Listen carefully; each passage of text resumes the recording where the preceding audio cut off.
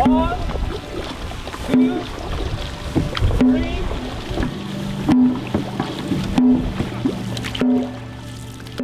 So we hope to achieve similar thing in here to fully utilize our river and make it the real river city.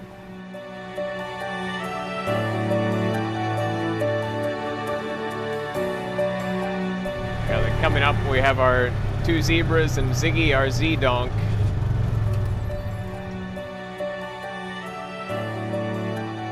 Aikman Wildlife is Illinois' first and only drive-through safari park. ShotHawk is, very simply put, a company that is looking to have a very positive impact on the world.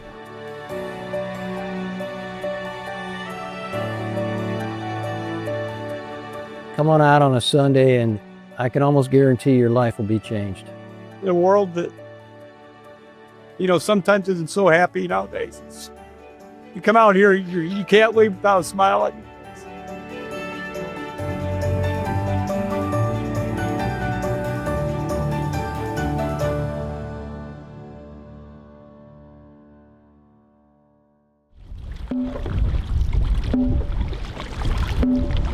Let's go.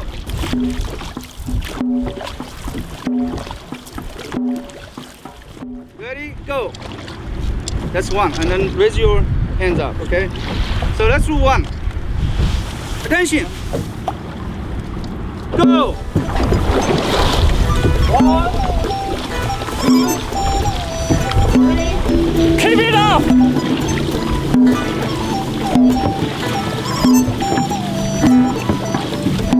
A dragon boat is a traditional boat.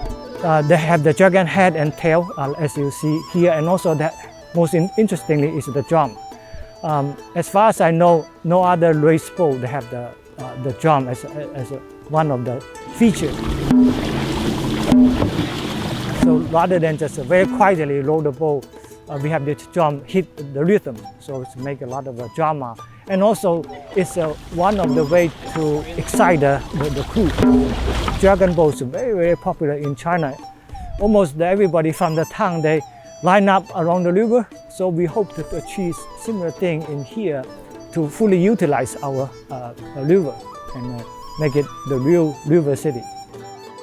I think what this does for Peoria is just heightens again just the various diverse cultural aspects that I think we have and what we own in Peoria.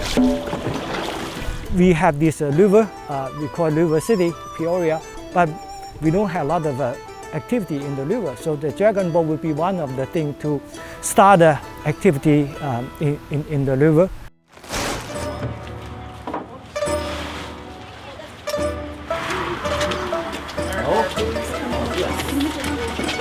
The dragon boat starting many thousand years ago when one of the Chinese local, he's very desperate, he's very disappointed at how the government treat the normal people.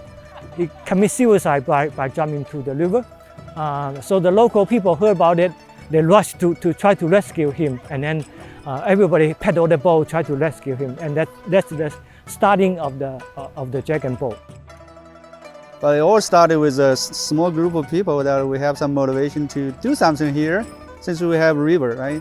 We like the river, and so it started in one lunch, say, okay, we got to do something interesting. We started with a little group here, and then we get a boat, and then eventually we think, okay, this is like a club. This is like a organization, bigger ones. We need a lot of help from different communities. So it's really more than just the Peoria Chinese Association and more than just ourselves. It's pretty much the city. It's very important to celebrate diversity, but then also be very inclusive of that diversity, inviting others from other walks of life to participate in your culture, and that's what they've been doing. We're excited to have a partnership with the Peoria Chinese Association and kind of bring to fruition a great way to highlight their culture here in the River City. Actually, in our member here, there are a lot of people are non-Chinese. Anybody in Peoria, the reason is the first one is we want everybody in the Peoria community to enjoy this new introduction, new activity. Secondly, we get a lot of support from the city, so we want the tax dollar get back to the community.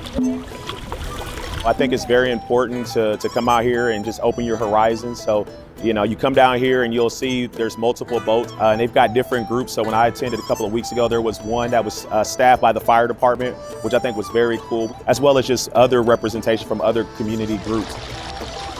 And we took a step back and assessed what this was. It was a good way to complement other events that are happening on both sides of the river, and particularly on the Peoria side with the riverfront market or other large-scale events that find their way downtown. We want to attract as many people from the community participation as possible.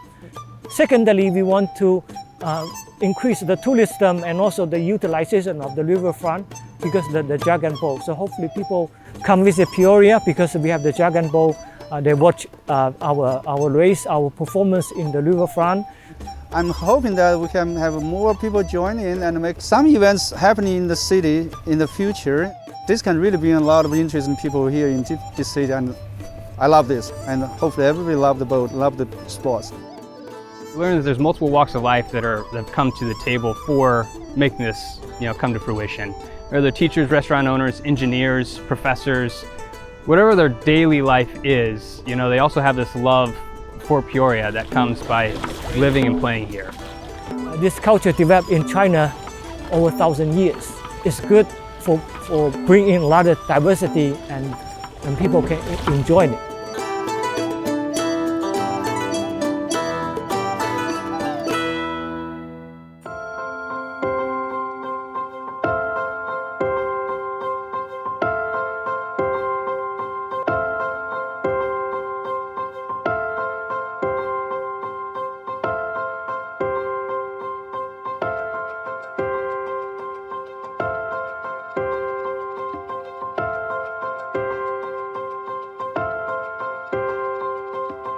Aikman Wildlife is Illinois' first and only drive-through safari park. Yeah,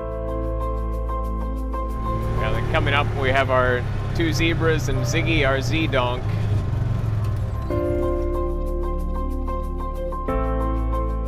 My background is business and finance. I was a banker for about 10 years, and I had a dream on the night of October 22nd, 2013 that my wife and I owned and operated a wildlife park. Told her about the next day. She said, "You're crazy. Our son's gonna be born in a few weeks. You need to get that out of your head."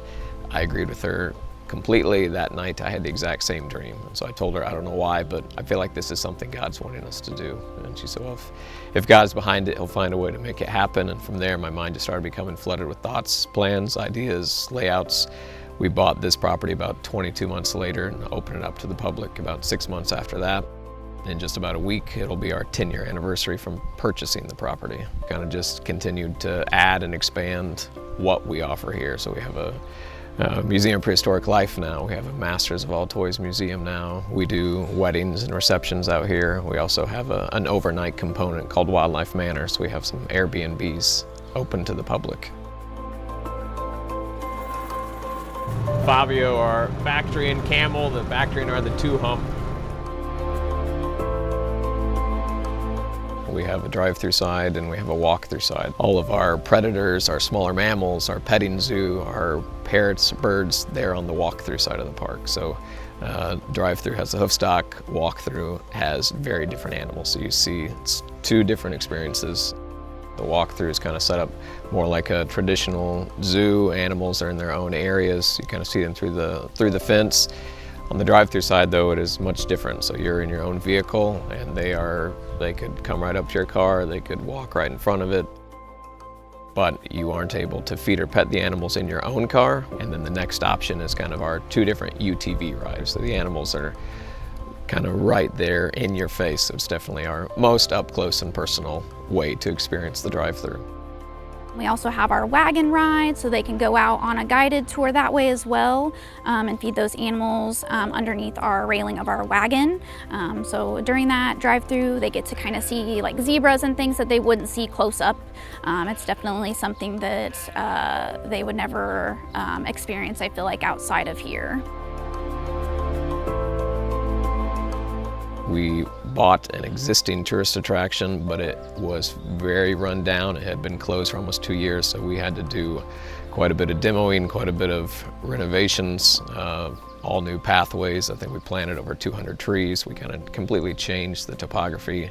And then with the animals, it was kind of putting our name out there, letting people know that we are here, we exist, we're willing to take animals that need homes, and animals just kind of started coming in. Our animals that we have at our park, they were never born and raised in the wild. So they kind of grew up around people. Even though they're not out in the wild in their natural environment, we basically gave them a place to go when they needed one. So we're basically helping them live a good life. So our first animal we actually got before we had the property. So his name is Tobias. Tobias is our Grant zebra. He's got the stripes all the way down to his hooves. He is my favorite animal at the park. Usually zebras, the stereotype is they're kind of mean. He's the same age as my oldest son. He was very chill from the beginning. Let us feed him. He'd come up and just rest his head on your shoulder. My wife and I, we kind of had the concept, and then my 3 brothers came on in the very beginning as well, and so we built it and we run it as a family business. I love that this facility is family owned. So as a worker, I definitely feel as part of the family. So I like the fact that they actually do the tours, they come out, they greet the guests that come out, so they actually are building those relationships. So I really like the family atmosphere, not with just the staff, but when people come out, I feel like they enjoy here and want to come back.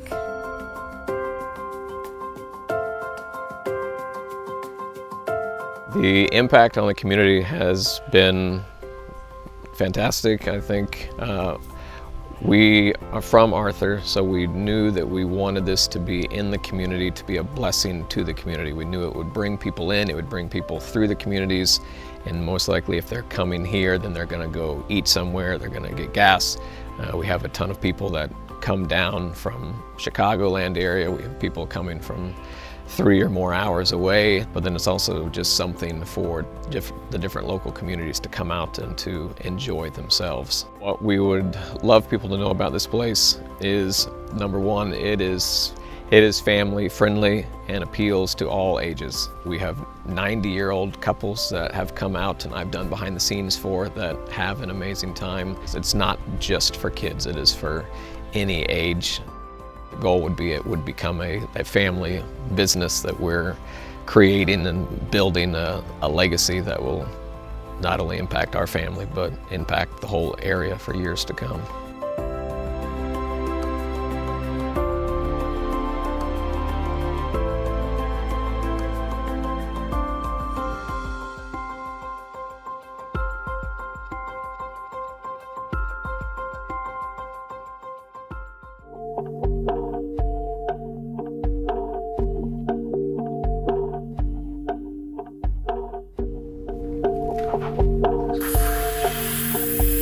ShotHawk is, very simply put, a company that is looking to have a very positive impact on the world.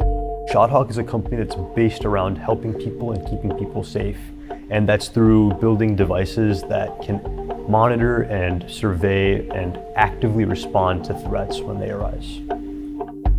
What we're currently in the process of creating is what we call a public safety defender. So for active shooter and knife threat situations, our device will be able to step in after being told there's a threat. We had a late night conversation after the Uvalde shooting happened, and we really felt like something could and needed to be done from a technology perspective. We're like, there's got to be something we could do to stop this.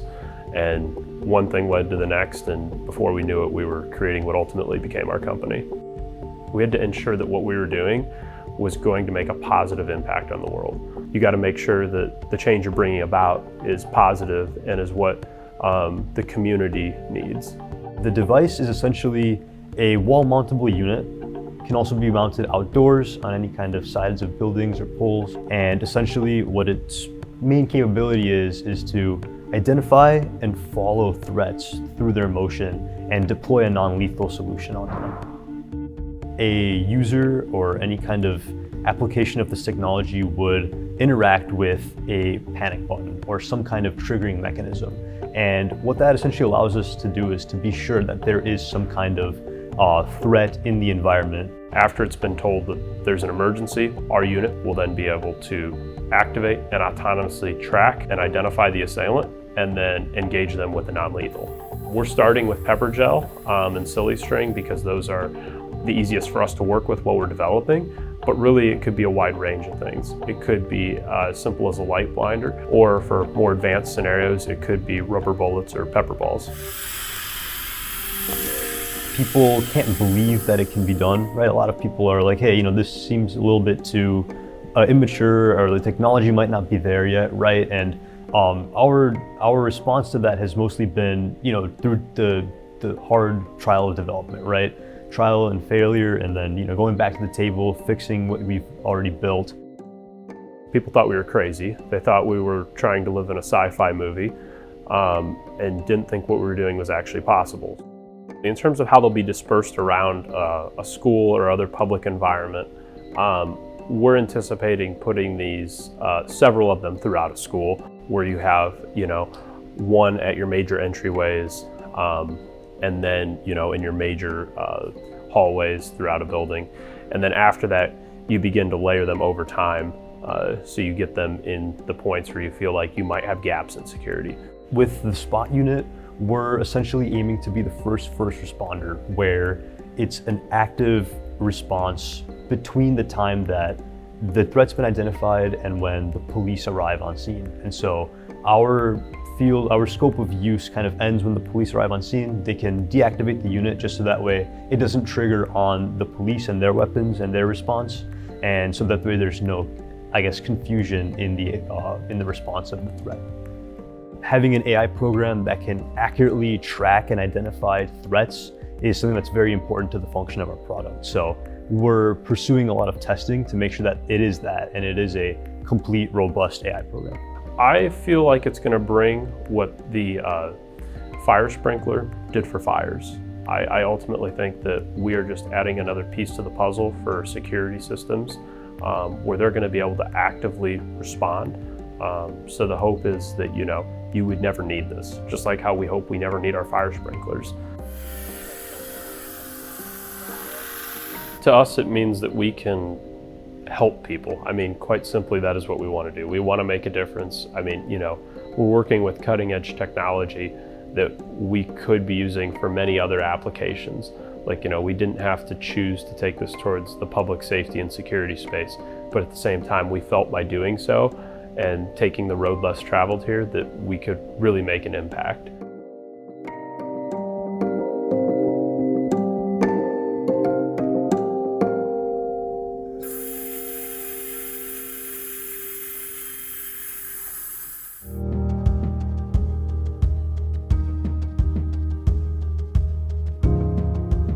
It's time to play some Miracle League baseball. Get ready, game 2 coming at you.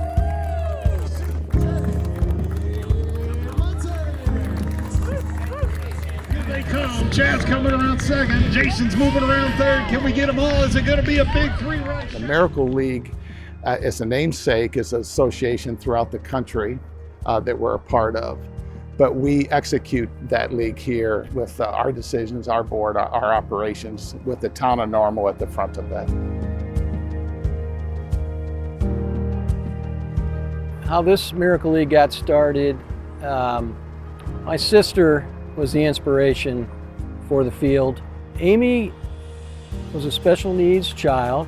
My dad he was in his 70s, thought, you know what, I'm gonna try to build a baseball field with kids with special needs. And that was in probably 2008, 2009 is when they started. Her and Dad were really tight, and Amy loved baseball. They loved the Yankees and the Cubs.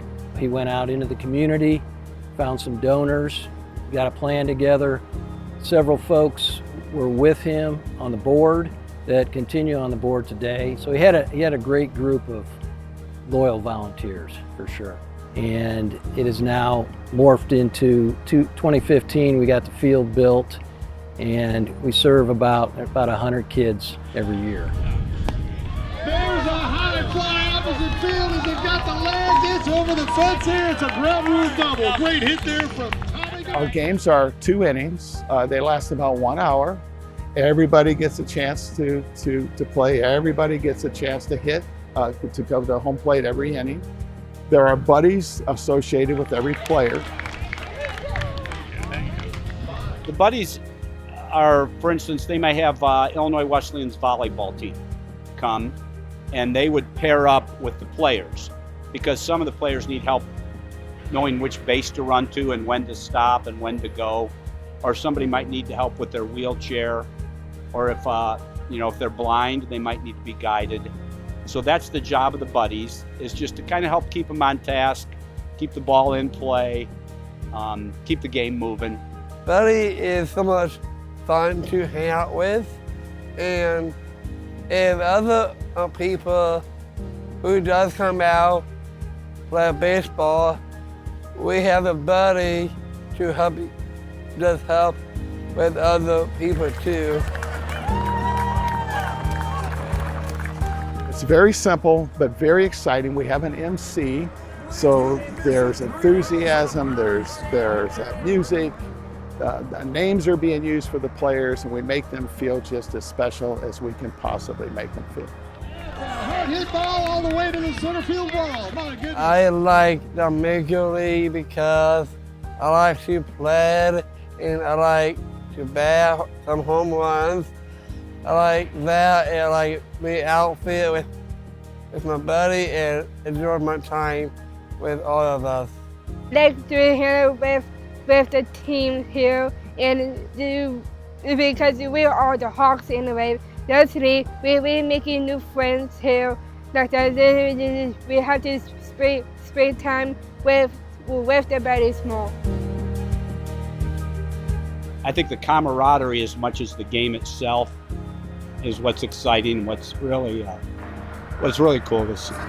Nobody's there. He's in there. I would like our community to, first of all, know about our gratitude and how much they have supported not only the vision for this facility, which is a beautiful facility for our players, but the support and the enthusiasm they gave us for this project, and they continue to support us through volunteering.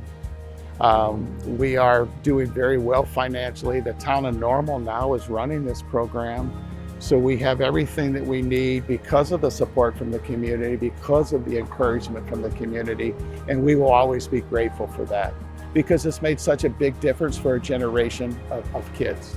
I'm overwhelmed really each week about the number of volunteers. It just really blows my mind. Even the people who are here every week and running it, everybody's volunteering, and it just blows my mind.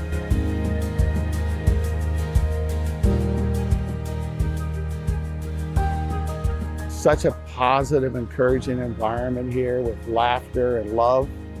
It's uplifting. Come out, I'm gonna get hype and get pumped. Really enjoy that so much. Out here they can just come have fun. They're both very, very social. We generally sit way out in the outfield and just watch from a distance and let them have their day. And that's great for them too, that they can be independent of us and still enjoy the experience. Anybody can play, all ages. Karen started when she was 4 years old. She started the second year, so she's been playing for a long time, but we have players out here who are in their 30s and 40s as well. So anybody can play. Nobody's out here judging your child. Nobody cares out here. Everybody's There's no good judging. enough. Yeah. So come on out. We're behind the corn crib. A lot of people don't know where we are, but come on out on a Sunday and I can almost guarantee your life will be changed. In a world that, sometimes isn't so happy nowadays. You come out here, you can't leave without a smile on your face. If you do, there's something wrong with you because it's happy. And nobody wins or loses. It ends in a tie every week. Every game ends in a tie, so nobody wins or loses. And there's no player can be doing anything wrong out there.